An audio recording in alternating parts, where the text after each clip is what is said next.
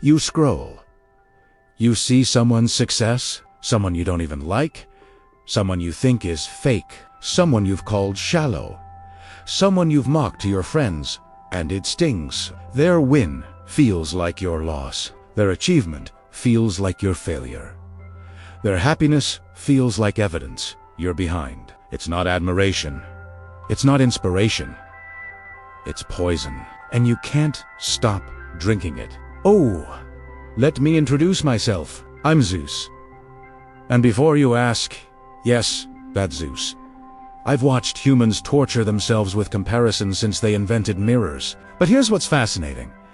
You don't just compare yourself to people you admire. You compare yourself to people you despise. You're competing in races you claim you'd never run, measuring yourself against standards you say you don't believe in. Losing sleep over people you swear don't matter. Adorable contradiction. Let me show you why. You say you don't care what people think. Revolutionary statement. Except you're lying, and you know you're lying. You care what they think. You care what they have. You care what they're doing. You care so much it's eating you alive. But admitting you care feels like losing. So you pretend you don't, while secretly checking their profile at 2 a.m. wondering why their life looks better than yours. Quite the performance. Here's what you won't admit. Comparison isn't about them. It never was. It's about you, your insecurity, your fear, your desperation to measure up to a scorecard you didn't even choose, but somehow stopped checking. You see someone's new car and suddenly yours feels inadequate. Someone's relationship and suddenly yours feels broken. Someone's body and suddenly yours feels wrong. Someone's life and suddenly yours feels small. They didn't do anything to you. They just existed, and their existence became your problem. Impressive mental gymnastics, but here's the part that will make you uncomfortable. The people who hurt you most aren't your enemies. They're the ones you claim not to respect, the ones you mock, the ones you call fake, and they're winning. This is the part that destroys you. You don't just compare yourself to people you respect. You compare yourself to people you can't stand. That person you call fake. You check if their posts got more likes than yours. That person you call shallow. You notice their vacation looks better than yours. That person you mock for being all image. You're jealous their image works better than yours. You claim they represent everything you're against. You tell your friends they're phony. You roll your eyes at their success. And then you go home and feel like shit because they re-winning at a game you swear you re-not playing. Standing ovation for the mental gymnastics. Here's the twist. You don't hate them because they're terrible people. You hate them because they have what you want. And you're too proud to admit you want it. So you convince yourself you're better than them, while secretly wondering why being better isn't paying off the way their shallow bullshit apparently is. You created a moral hierarchy to justify your envy. Brilliant strategy. Except now, you're trapped. You can't celebrate their wins without admitting you care. You can't pursue what they have without admitting you want it. You can't succeed their way without admitting you're just like them. So you stay stuck, judging them, envying them, comparing yourself to them, losing to ta, while pretending you're not even in the competition. Because you know what you're really comparing. You see their wins, their posts, their moments, their image, the life they're selling, and you compare it to your reality, your struggles, your failures, your bad days, your unfiltered truth. Of course, you lose. You're comparing their performance to your rehearsal, their edited life to your raw footage, their best to your worst. How original? But here's the part that makes you pathetic. You know it's fake. You've said it yourself. Social media isn't real. It's all curated. Nobody's life is actually that good. Groundbreaking insight, and yet you still measure yourself against it. You still feel inadequate when you see it. You still let their fiction dictate your reality. You know it's a game, and you're still losing it. Why? Not because it's real, because it looks better than what you have. Because people believe it. Because they're getting validation, success, attention, wins. Real or fake doesn't matter. They're winning, and you're not. That's what stings. Comment below. Who are you comparing yourself to right now? That person you claim doesn't matter, but somehow always know what they're doing. I already know who it is, but you need to say their name out loud. You don't want to answer. I know, because admitting you care about someone you don't respect feels pathetic. You're not competing with them. You're competing with your own ego, and you're losing to both. Here's the beautiful tragedy. You remeasuring yourself against a scorecard you do even believe? Money, status, looks, followers, likes, validation, success markers you've called superficial, values you've claimed to reject, games you've said you're not playing, and yet when someone else scores high on that board, you feel like you're losing. How poetic. You've built your identity around not caring about these things. You told everyone you're deeper than that. You're about substance, not image.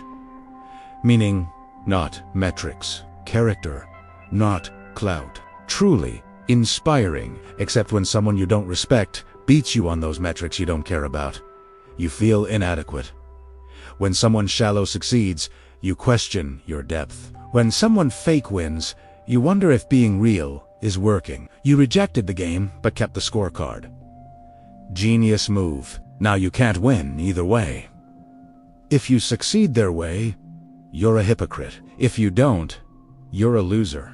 Perfect trap, but here's what you really can't admit. You want the attention, the validation, the ease, the success, the life that looks effortless, the wins that come without the work you're putting in. You want what they have, and you hate yourself for wanting it. Because wanting it means you're just like them. Shallow, image-obsessed, fake. So you don't pursue it. You don't admit it. You don't chase it. You just sit there, judging them for having it. Envying them for getting it. Comparing yourself to them, and feeling like shit because they're reliving the life you swore you didn't want but clearly do. You convinced yourself that wanting those things makes you less than, that caring about success, money, validation, attention means you're superficial. So you denied the desire, buried it, judged anyone who pursued it openly, and now you're stuck. Wanting things you can't admit you want. Envying people you can't admit you envy. Losing races you can't admit you're running. If you're still watching, you're recognizing yourself in this trap. Subscribe if you want more truths that make you uncomfortable. Most people would rather stay in denial. You're still here. That means something. And now comes the hardest part. The trap isn't comparison. It's not social media. It's not other people's success. It's not the world being superficial. The trap is you. Your ego. Your need to feel superior while simultaneously feeling inferior. Your need to win without admitting you're competing. Your need to have what they have while claiming you don't want it. You build a prison out of contradictions. You want validation, but judge people who seek it. You want success, but mock people who chase it. You want attention, but shame people who get it. You want the results without the pursuit. The destination without the journey. The prize without the competition. Impossible mathematics, and you're solving it by doing nothing. By staying stuck, by comparing, by judging, by envying. B. Suffering while pretending you're above it all. You're not above it. You're drowning in it. The only difference between you and them, they're swimming. You're sinking while pretending you never wanted to swim in the first place. So what now? You have two options. Only two. Pay attention. Option 1, admit what you want. Actually, admit it. Not to me. To yourself. You want success. You want validation. You want the life that looks good. You want people to see you winning. You want what they have. Say it. Own it. Stop pretending you're above it. Stop judging yourself for wanting normal human things. Stop making yourself wrong for caring, and then pursue it. Actually, pursue it. Stop sitting on the sidelines judging players while secretly wishing you were in the game. Get in the game. Play, win or lose, but at least be honest about playing. Or, option 2, actually stop caring. Not fake, stop caring while secretly checking their profiles. Not, I don't care, while feeling envious. Actually, genuinely stop caring. Delete the apps. Stop checking. Stop comparing. Stop measuring. Stop competing. Walk away from the game entirely. Not because you're better than it, but because you genuinely don't want to play. But here's the thing. You can't do both. You can't judge the game while playing it. You can't claim you don't care while caring deeply. You can't say they're shallow while measuring your depth against theirs. Pick one, and come in. Comparison isn't the problem. It's a symptom. A signal. Evidence of something deeper you're refusing to face. It's evidence you don't know what you actually want. You're using other people as a compass because you don't have your own direction. You're measuring yourself against them because you haven't defined success for yourself. It's evidence you're living for external validation. Their wins hurt because you're keeping score in a game where other people are the judges, and judges change their minds. Move the goalposts. Give points to whoever plays the game they prefer. It's evidence you're afraid. Afraid to pursue what you want because you might fail. Afraid to admit what you want because people might judge you. Afraid to try because losing publicly is worse than never playing at all. So you compare because comparing feels like doing something. It feels like participating. It feels like you're in the game. But you're not. You're just watching, keeping score, suffering. While they're actually playing, you wanted me to make comparisons stop. To give you a trick, a mindset shift, a mantra. Something easy. I won't. Because comparison won't stop until you stop running from yourself, until you admit what you want, until you stop using other people's lives as proof you're not enough. You're comparing yourself to people you hate because you don't even know who you are. You're measuring against their scorecard because you don't have your own. You're losing their game because you never defined yours. This isn't about them. It never was.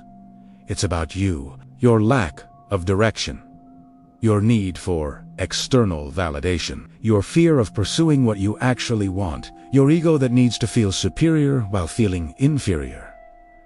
I'll keep watching. I've got eternity. Most of you will keep comparing, keep judging, keep envying, keep suffering, keep pretending you're not playing while losing every day. Prove me wrong. Next time I reveal why you sabotage everything good in your life right before it gets better. Why you destroy relationships when they get close. Why you quit jobs right before promotion. Why you blow up your life the moment it starts working. The pattern you're blind to. The self-destruction you call protection. See you then. If you're ready to stop lying to yourself,